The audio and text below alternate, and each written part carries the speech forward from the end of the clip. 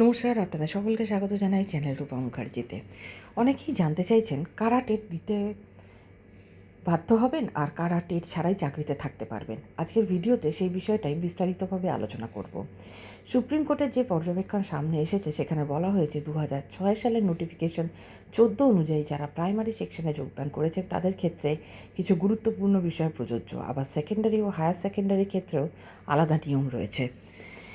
September 2025কে ভিত্তি ধরে supreme কোর্টের একটি অর্ডার সামনে এসেছে, তবে এখনও পর্যন্ত সেই অর্ডারের কোনো মডিফিকেশন হয়নি। বর্তমানে রিভিউ পিটিশনের শুনানি চলছে এবং সেই জাজমেন্ট এখনও রিজার্ভ অবস্থায় রয়েছে, তাই এখনই চূড়ান্ত সিদ্ধান্ত বলা সম্ভব নয়।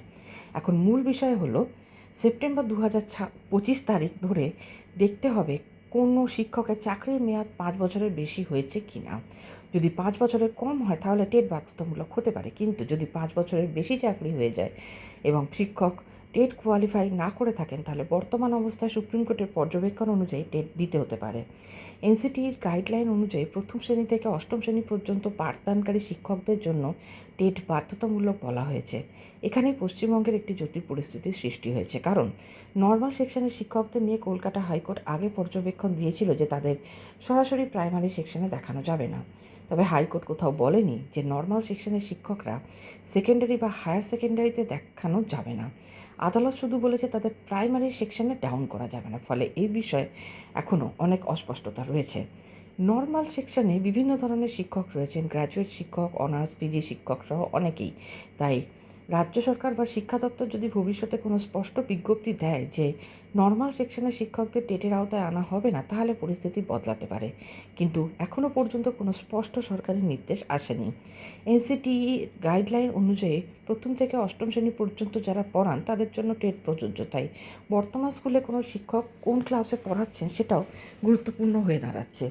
সুপ্রিম কোর্টের বর্তমান নির্দেশ অনুযায়ী 1 সেপ্টেম্বর 2025 পর্যন্ত যাদের চাকরির মেয়াদ 5 বছরের বেশি এবং যাদের টেট নেই তাদের টেট সম্পূর্ণ করতে হতে পারে। যদিও এই বিষয়ে রিভিউ পিটিশনের রায় এখনও সামনে আসেনি, ভবিষ্যতে সেই রায় পরিবর্তন হলে পরিস্থিতিও বদলাতে পারে। অনেকে আবার বলছেন 90 নম্বরের টেট, 100 নম্বরের টেট বা বিভিন্ন বছরের নোটিফিকেশান নিয়ে, কিন্তু সুপ্রিম কোর্ট এখনও এসব টেটকে অবৈধ ঘোষণা করেনি, তাই এখনও কোনো সিদ্ধান্তে পৌঁছানো ঠিক হবে না। যেগুলো কোর্ট অর্ডারের মাধ্যমে পরিষ্কারভাবে বলা হয়েছে আপাতত সেগুলোই সামনে রেখে আমার মনে হয় আলোচনা করা উচিত। পরে রাজ্য সরকারের তরফে পরিষ্কার বিজ্ঞপ্তি এলে বোঝা যাবে কারা টেট দেবেন, কারা টেট ছাড় পাবেন।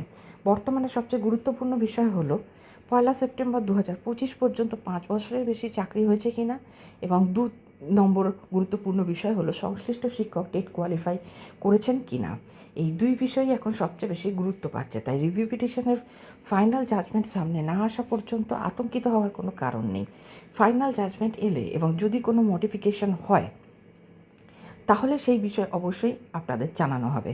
আপাতত অপেক্ষা করাই সবচেয়ে গুরুত্বপূর্ণ। সকলে ভালো থাকবেন। ধন্যবাদ। নমস্কার।